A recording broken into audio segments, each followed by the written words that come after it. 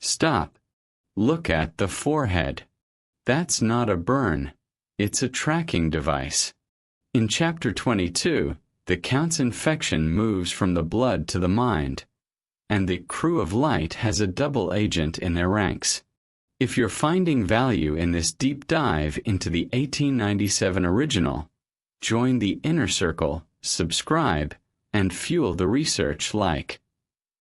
And as always, signal your station in the comments. Let's see the global reach of this hunt tonight. We are diving into Chapter 22. This is the point of despair. Mina realizes that because of the blood she drank, she is now mentally linked to the Count. As a biology student, I see this as a pathogenic sync. She can hear his thoughts, but he can hear hers. The hunters are now being tracked by the very person they are trying to protect. Volume up. Forget the world outside. The mark is permanent. Let's begin. Chapter 22. Jonathan Harker's Journal. October 3rd. As I must do something or go mad, I write this diary. It is now 6 o'clock, and we are at Mina study in half an hour and take something to eat. For Dr. Van Helsing and Dr. Seward are agreed that if we do not eat, we cannot work our best. Our best will be, God knows, required today. I must keep writing at every chance, for I dare not stop to think. All, big and little, must go down. Perhaps at the end the little things may teach us most. The teaching, big or little, could not have landed Mina or me anywhere worse than we are today. However, we must trust and hope. Poor Mina told me just now, with the tears running down her dear cheeks, that it is in trouble and trial that our faith is tested, that we must keep on trusting, and that God will aid us up to the end. The end. Oh my God, what end? To work, to work. When Dr. Van Helsing and Dr. Seward had come back from seeing poor Renfield, we went gravely into what was to be done. First, Dr. Seward told us that when he and Dr. Van Helsing had gone down to the room below, they had found Renfield lying on the floor, all in a heap. His face was all bruised and crushed in, and the bones of the neck were broken. Dr. Seward asked the attendant who was on duty in the passage if he had heard anything. He said that he had been sitting down. He confessed to half dozing when he heard loud voices in the room, and then Renfield had called out loudly several times, God, God, God. After that there was a sound of falling, and when he entered the room he found him lying on the floor, face down, just as the doctors had seen him. Van Helsing asked if he had heard voices or a voice, and he said he could not say, that at first it seemed to him as if there were two, but as there was no one in the room, it could have been only one. He could swear to it, if required, that the word God was spoken by the patient. Dr. Seward said to us, when we were alone, that he did not wish to go into the matter. The question of an inquest had to be considered, and it would never do to put forward the truth, as no one would believe it. As it was, he thought that on the attendant's evidence he could give a certificate of death by misadventure in falling from bed. In case the coroner should demand it, there would be a formal inquest, necessarily to the same result. When the question began to be discussed as to what should be our next step, the very first thing we decided was that Mina should be in full confidence, that nothing of any sort, no matter how painful, should be kept from her. She herself agreed as to its wisdom, and it was pitiful to see her so brave and yet so sorrowful and in such a depth of despair. There must be no concealment, she said. Alas, we have had too much already. And besides, there is nothing in all the world that can give me more pain than I have already endured, than I suffer now. Whatever may happen, It must be of new hope or of new courage to me. Van Helsing was looking at her fixedly as she spoke, and said, suddenly but quietly, "But dear Madam Mina, are you not afraid, not for yourself, but for others from yourself, after what has happened?" Her face grew set in its lines, but her eyes shone with the devotion of a martyr as she answered, No, for my mind is made up." "To what?" he asked gently, whilst we were all very still, for each in our own way we had a sort of vague idea of what she meant. Her answer came with direct simplicity, as though she were simply stating a fact. "Because if I find in myself, and I shall watch keenly for it, a sign of harm any that I love, I shall die." "You would not kill yourself?" he asked hoarsely. "I would, if there were no friend who loved me, who would save me such a pain and so desperate an effort." She looked at him meaningly as she spoke. He was sitting down, but now he rose and came close to her and put his hand on her head as he said solemnly, "My child, there is such an one if it were for your good. For myself, I could hold it in my account with God to find such an euthanasia for you, even at this moment, if it were best. Nay, were it safe. But my child," for a moment he seemed choked and a great sob rose in his throat. He gulped it down and went on, "There are here some who would stand between you and death. You must not die. You must not die by any hand, but least of all by your own, until the other, who has fouled your sweet life, is true dead. You must not die, for if he is still quick undead, your death would make you even as he is. No, you must live. You must struggle and strive to live, though death would seem a boon unspeakable. You must fight death himself, though he come to you in pain or in joy, by the day or the night, in safety or in peril. On your living soul, I charge you that you do not die, nay, nor think of death, till this great evil be past." The poor dear grew white as death in shock and shivered, as I have seen a quicksand shake and shiver at the incoming of the tide. We were all silent. We could do nothing.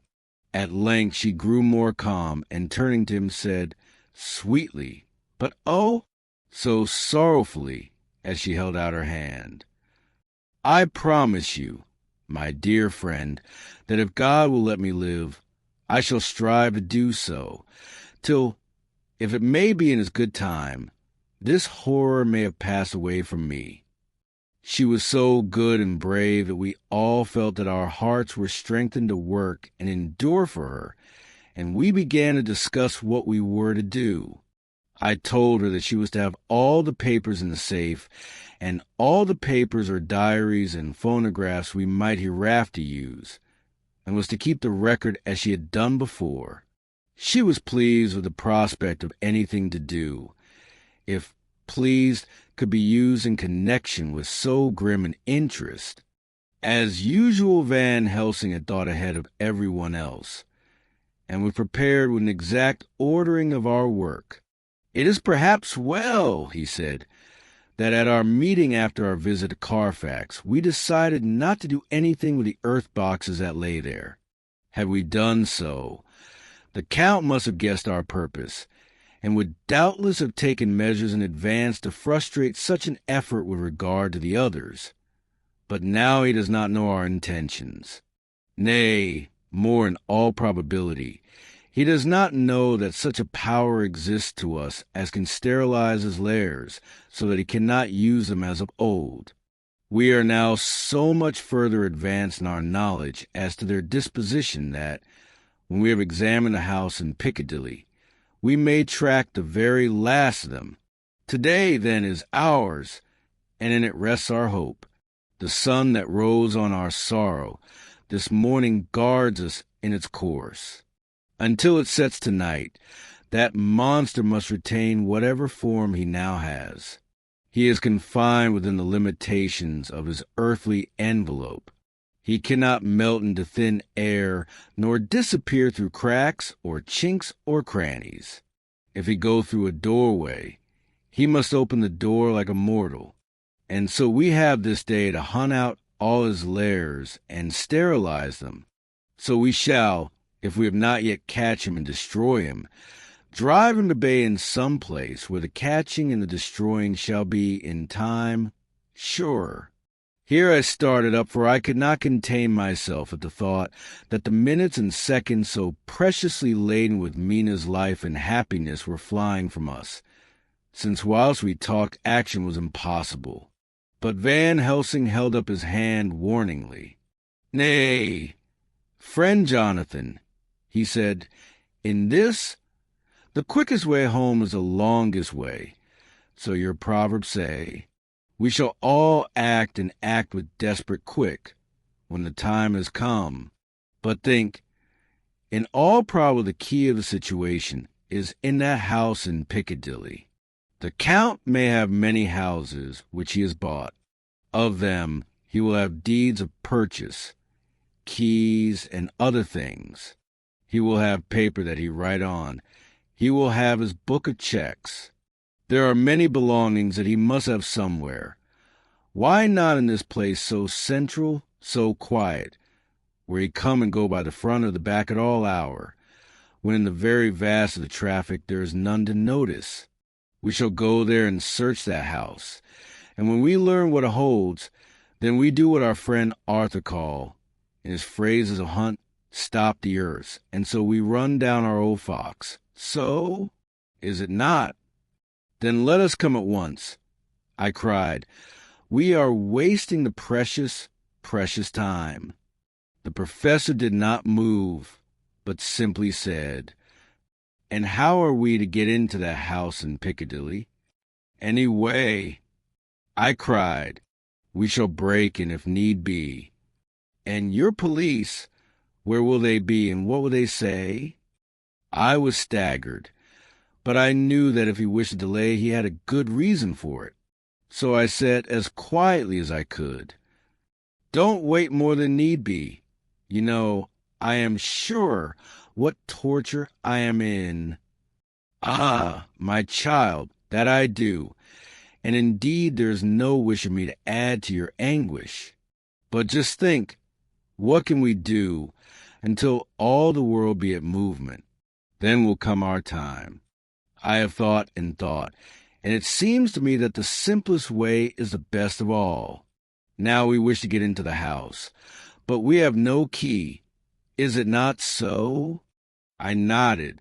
"Now suppose that you were in truth the owner of that house, and could not still get in, and think there was to you no conscience of the housebreaker, what would you do?" "I should get a respectable locksmith, and set him to work to pick the lock for me." "And your police, they would interfere, would they not?" "Oh, no, not if they knew the man was properly employed." "Then," he looked at me as keenly as he spoke, "all that is in doubt is the conscience of the employer, and the belief of your policeman as to whether or no that employer has a good conscience or a bad one. Your police must indeed be zealous men and clever." "Oh, so clever," in reading the heart, that they trouble themselves in such matter.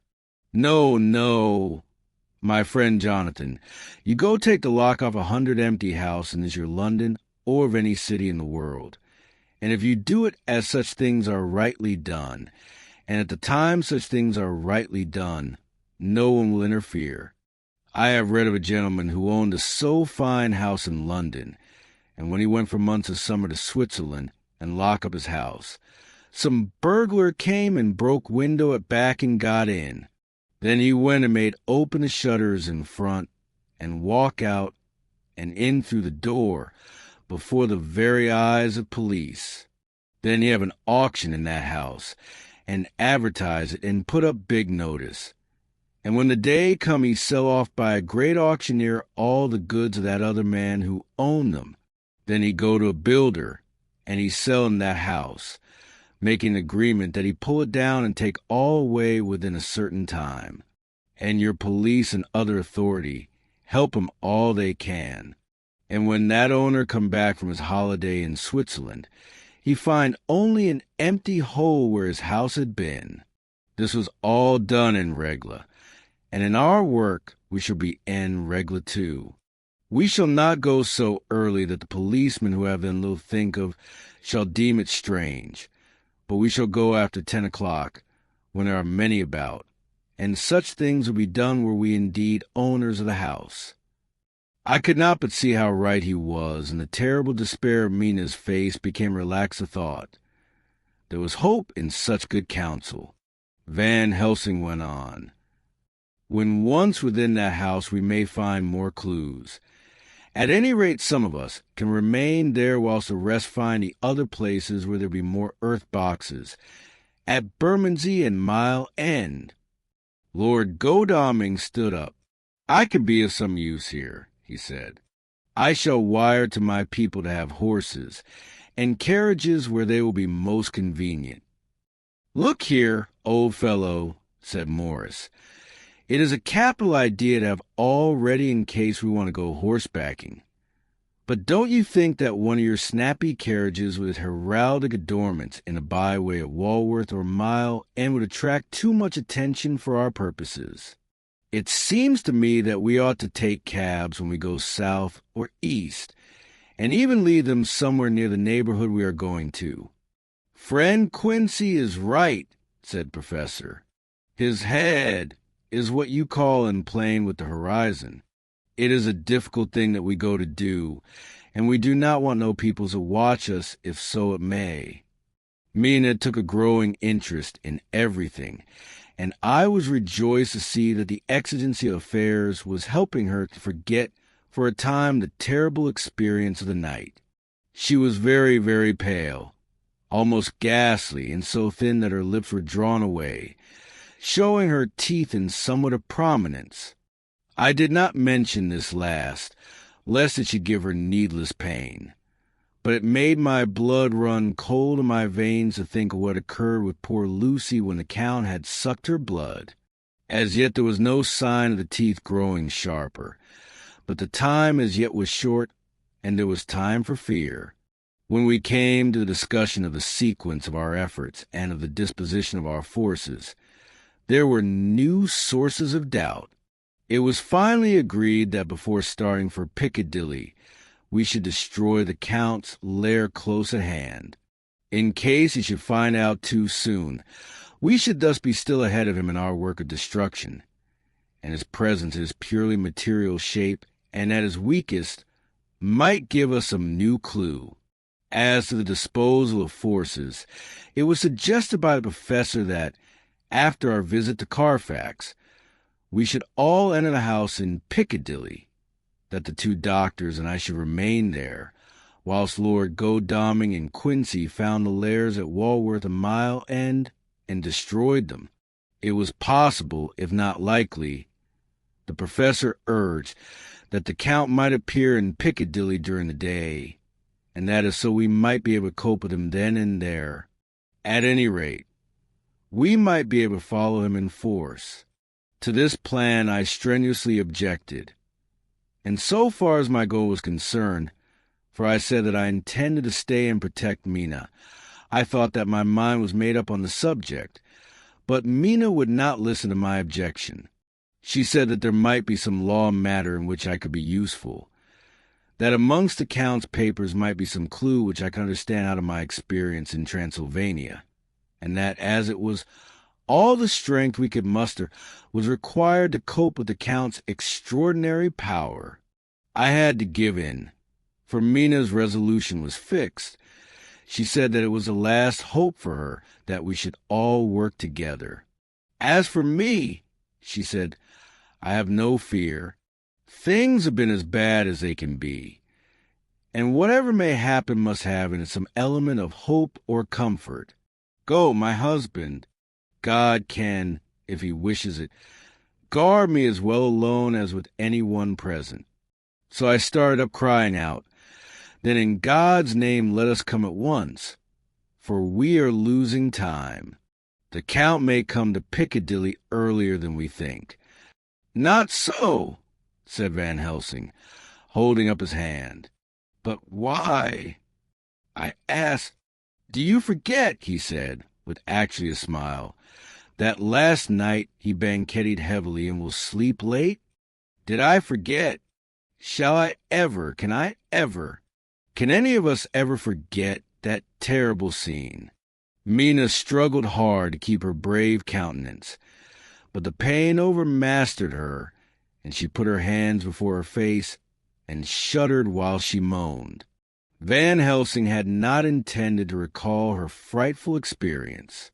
He had simply lost sight of her and her part in the affair in his intellectual effort. When it struck him what he said, he was horrified at his thoughtlessness and tried to comfort her. "Oh, Madam Mina," he said, "dear, dear Madam Mina, alas, that I of all who so reverence you should have said anything so forgetful. These stupid old lips of mine and this stupid old head do not deserve so. But you will forget it, will you not?" He bent low beside her as he spoke. She took his hand, and looking at him through her tears, said hoarsely, "No, I shall not forget, for it is well that I remember, and with it I have so much in memory of you that is sweet that I take it all together. Now, you must all be going soon. Breakfast is ready, and we must all eat that we may be strong." Breakfast was a strange meal to us all. We tried to be cheerful and encourage each other, and Mina was the brightest and most cheerful of us. When it was over, Van Helsing stood up and said, "Now, my dear friends, we go forth to our terrible enterprise. Are we all armed, as we were on that night when first we visited our enemy's lair, armed against ghostly as well as carnal attack?" We all assured him. "Then it is well. Now, Madam Mina, you are in any case quite safe here until the sunset, and before then we shall return. If we shall return. But before we go, let me see you armed against personal attack. I have myself, since you came down, prepared your chamber by the placing of things of which we know, so that he may not enter. Now let me guard yourself. On your forehead I touch this piece of sacred wafer, in the name of the Father, the Son, and—" There was a fearful scream which almost froze our hearts to hear. As he had placed the wafer on Mina's forehead, it had seared it, had burned into the flesh as though it had been a piece of white-hot metal. My poor darling's brain had told her the significance of the fact as quickly as her nerves received the pain of it, and the two so overwhelmed her that her overwrought nature had its voice in that dreadful scream. But the words to her thought came quickly. The echo of the scream had not ceased to ring on the air when there came the reaction, and she sank on her knees on the floor in an agony of abasement, pulling her beautiful hair over her face. As the leper of old his mantle, she wailed out. Piccadilly, 12:30 o'clock. Just before we reached Fenchurch Street, Lord Godalming said to me, "Quincy and I will find a locksmith. You had better not come with us in case there should be any difficulty. For under the circumstances, it wouldn't seem so bad for us to break into an empty house. But you are a solicitor, and the Incorporated Law Society might tell you that you should have known better." I demurred as to my not sharing any danger even of odium, but he went on, "Besides, it will attract less attention if there are not too many of us. My title will make it all right with the locksmith, and with any policeman that may come along. You had better go with Jack and Professor and stay in the Green Park, somewhere inside the house, and when you see the door open and the smith has gone away, do you all come across. We shall be on the lookout for you, and shall let you in." "The advice is good," said Van Helsing, so we said no more. Godalming and Morris hurried off in a cab, we following in another. At the corner of Arlington Street, our contingent got out and strolled into the Green Park. My heart beat as I saw the house on which so much of our hope was centered, looming up grim and silent in its deserted condition amongst its more lively and spruce-looking neighbors. We sat down on a bench within good view and began to smoke cigars so as to attract as little attention as possible. The minutes seemed to pass with leaden feet as we waited for the coming of the others. At length we saw a four-wheeler drive up. Out of it, in leisurely fashion, got Lord Godalming and Morris, and down from the box descended a thick-set working man with his rush-woven basket of tools. Morris paid the cabman, who touched his hat and drove away. Together the two ascended the steps, and Lord Godalming pointed out what he wanted done. The workman took off his coat leisurely and hung it on one of the spikes of the rail, saying something to a policeman who just then sauntered along. The policeman nodded acquiescence, and the man kneeling down placed his bag beside him. After searching through it, he took out a selection of tools which he produced to lay beside him in orderly fashion. Then he stood up, looked into the keyhole, blew into it, and turning to his employers, made some remark. Lord Godalming smiled, and the man lifted a good-sized bunch of keys. Selecting one of them, he began to probe the lock, as if feeling his way with it. After fumbling about for a bit, he tried a second and then a third. All at once the door opened under a slight push from him, and he and the two others entered the hall. We sat still. My own cigar burned furiously, but Van Helsing's went cold altogether. We waited patiently as we saw the workman come out and bring in his bag. Then he held the door partly open, steadying it with his knees, whilst he fitted a key to the lock. This he finally handed to Lord Godalming, who took out his purse and gave him something. The man touched his hat, took his bag, put on his coat, and departed. Not a soul took the slightest notice of the whole transaction.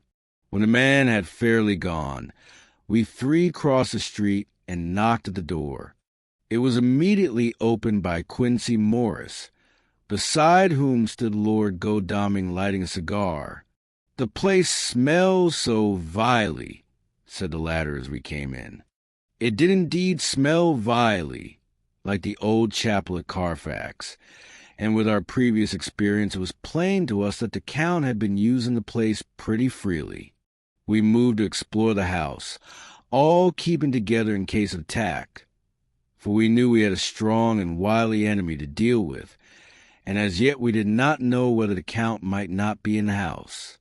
In the dining room, which lay at the back of the hall, we found 8 boxes of earth. 8 boxes only out of the 9 which we sought. Our work was not over, and would never be until we should have found the missing box. First we opened the shutters of the window, which looked out across a narrow stone-flagged yard at the blank face of the stable, pointed to look like the front of a miniature house. There were no windows in it, so we were not afraid of being overlooked. We did not lose any time in examining the chests.